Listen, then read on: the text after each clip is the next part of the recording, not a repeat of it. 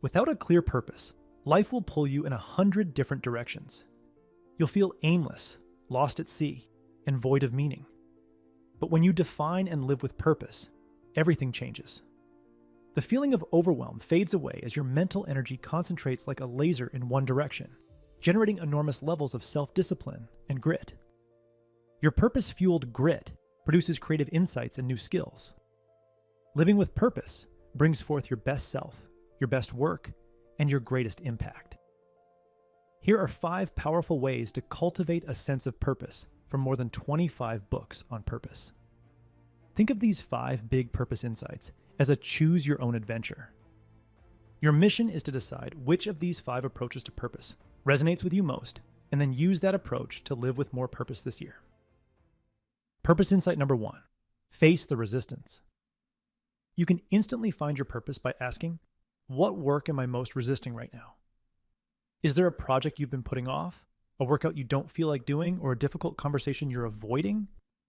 Facing the resistance that sits between you and work you know is important is your gateway to personal growth and a great way to discover your calling in life. In The War of Art, author Steven Pressfield talks about how we should think about the resistance to creative pursuits. In the book, he says, if you're feeling massive resistance, the good news is it means there's tremendous love there. If you don't love the project that is terrifying you, you wouldn't feel anything. The opposite of love isn't hate, it's indifference. The more resistance you experience, the more important your unmanifested art project or enterprise is to you, and the more gratification you will feel when you finally do it. When you feel lost and overwhelmed, your resistance is your guiding compass, your true north. If you're unsure which project you should commit to for the next 12 weeks, write down 5 possible projects and pick the project that scares you the most. Once you recognize that your resistance is illuminating the way forward, you must work up the courage to face it every day. Navy SEAL Commander Mark Devine tells new Navy SEAL recruits that they're all walking around with 2 invisible wolves, a fear wolf and a courage wolf. We can either avoid our calling, give in to resistance's demands, and feed the fear wolf, or face resistance and feed our courage wolf. Author Steven Pressfield feeds his courage wolf by sitting down to write at his desk at precisely 10:30 a.m. every day, regardless of how he feels. He starts writing at 10:30 a.m. and doesn't stop until he's exhausted, which is typically 3 to 4 hours. Pressfield doesn't care how many pages he's produced, or if his writing is any good. All that matters is, quote, I put in my time and hit it with all I've got. All that counts is that for this day, for this session, I've overcome resistance. You get one step closer to producing something remarkable and making a meaningful impact when you seek out resistance, sit with it, and take consistent action in the very direction it doesn't want you to go. Therefore, your daily purpose is to feed your courage wolf and defeat resistance. Purpose insight number 2, pursue your uniqueness. You came into this world with DNA that has never been seen before and will never be seen again. You have a brain that is not quite like anyone else's, and you lived experiences no one else will ever replicate. This combination means you have the potential to contribute something unique. Your purpose is to define and refine that thing. In Mastery, Robert Greene offers 2 key decisions to guide you. Decision number 1, stay connected to your primal curiosities.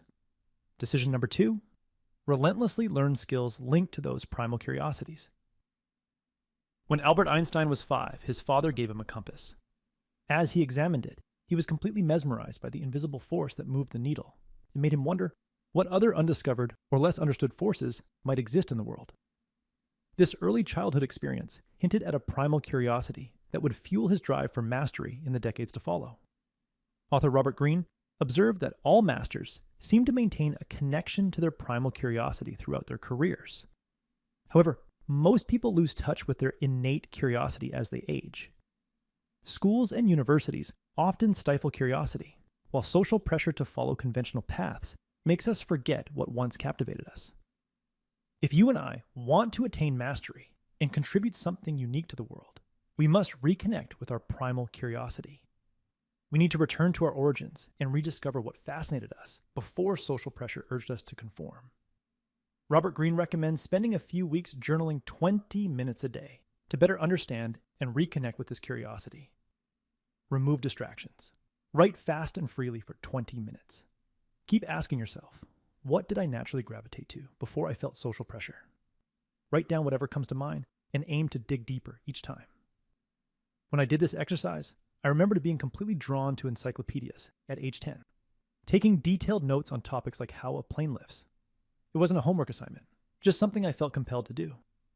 After reflecting, I realized it wasn't about planes or encyclopedias. It was the extracting and simplifying of complex information that fascinated me. A strange habit for a 10-year-old, and certainly not a popular activity. So what is your primal curiosity? What did you naturally gravitate toward before you worried about being cool or fitting in? Once you reconnect with your primal curiosity, you must commit to learning skills related to it and value learning above all else.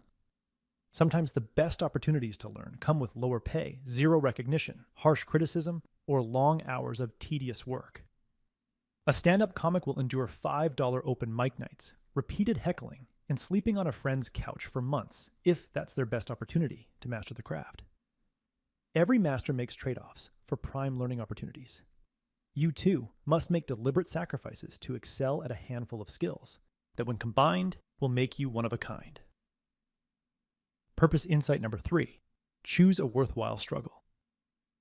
Obligation plus struggle equals suffering, but choice plus struggle equals purpose. In Man's Search for Meaning, Viktor Frankl chose to see his struggle in the Nazi concentration camp as a worthwhile struggle, one that would help him understand the human condition and guide others out of suffering. His willful struggle led to one of the greatest books ever written and a new field of psychology called logotherapy, which has improved millions of lives.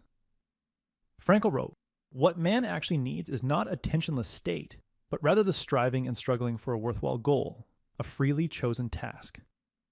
Friedrich Nietzsche said, "He who has a why to live can bear almost any how." It's a powerful truth. But reverse the order, and it becomes even more profound. Determine how much pain you're willing to bear for something, and you'll uncover your why. The following takeaway from the subtle art of not giving a has helped me choose what is worth struggling for. All emotional and psychological pain results from a value being violated. If seeing your child struggling to read is painful, it's because you value your child's happiness and you value education. If seeing your neighbor drive a Tesla makes you angry because their Tesla is a nicer car than yours, you value material success and are measuring your worth accordingly. You could endure 100-hour work weeks to get a nicer car, but you must ask yourself, is it really worth it? You get to decide which values are worth fighting for and which are not. Be aware of superficial, outdated values that you are needlessly suffering to uphold and replace them with more meaningful values, values you are willing to struggle for. Life is full of struggle, but choose values that are worth struggling for, and you will find meaning and purpose.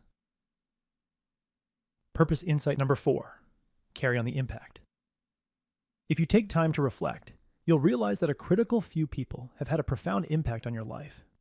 Your purpose is to determine who those people are, recall their positive impact, and find a way to have a similar impact on others. I stumbled upon this insight when reading Find Your Why by Simon Sinek. Create a list of people who have helped you become the person you are today. Was there a relative, maybe a grandma or a grandpa, who gave you the confidence to be yourself when everyone else thought you were weird? Was there a middle school teacher who changed the way you see the world and your role in it? Was there a sports coach who helped you set a higher standard for yourself? When you come up with a list of people who have played a pivotal role in helping you become the person you are today, share stories about the people who've impacted you with a partner. Your partner's role is to ask you specific questions about how those people impacted you, and notice when you come alive. The goal is to discover an impact that was so profound, so life-changing, that you feel it's your mission to have that impact on others. When I did this exercise, I told my partner about a story from high school, when I stuttered so badly during a class presentation that the teacher had to stop me halfway through. I felt pathetic, and whatever confidence I had vanished. But later that night, I saw an infomercial for Tony Robbins' Personal Power audio tapes. It looked cheesy, but I was desperate. I bought the audio tapes and listened to them on repeat. The more I listened to them, the more empowered I felt. It was his work that helped me see that I was capable of more than I thought. He taught me powerful mindsets and habits that ultimately helped me become the person I am today. After recalling the impact that Tony had on my life, I made it my mission to have a similar impact on other people's lives. That's why my why is to empower others so that they can do more than they thought was possible. Purpose insight number 5, love. In Man's Search for Meaning, Viktor Frankl defines love as seeing the potential in others, which is not yet actualized, and helping them actualize it. Love is creating opportunities for your child. Love is mentoring a junior member of your team.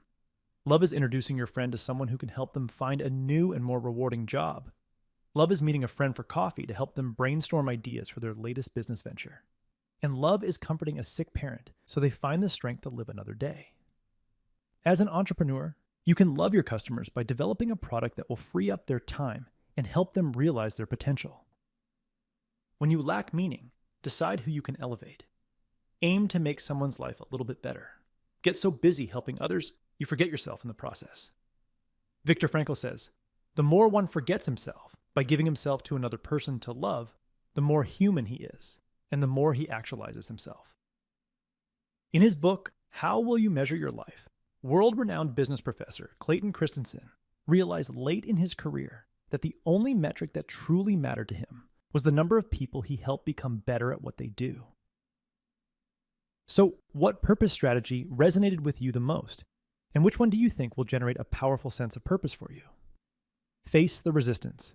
Pursue your uniqueness. Choose a worthwhile struggle. Carry on the impact, or love. If you would like a one-page PDF summary of these 5 insights, click the link in the description below, and I'll email it to you. If you've already signed up for the free Productivity Game newsletter, this PDF is sitting in your inbox. I'm doing a deep dive video on one powerful purpose insight inside my Academy membership, along with a 2-week drive for more purpose with other Academy members. There's a link to the Academy membership in the description below.